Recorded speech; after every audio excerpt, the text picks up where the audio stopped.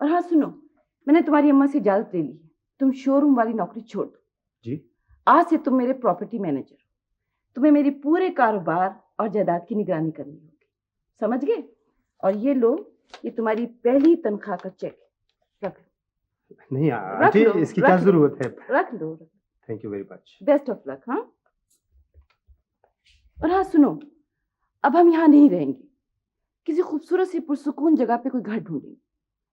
तुम ऐसा करना, सुबह 9 बजे आ जाना, पहले हम गाड़ी देखने चलेंगे फिर घर देखने चलेंगे, ठीक है? खुदा हाफिज़। Okay madam, as you wish. Thank you very much.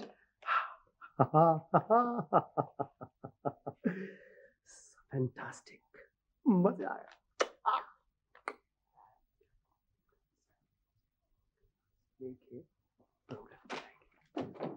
ओ मामू, मामू, ये क्या हरकत है मामू?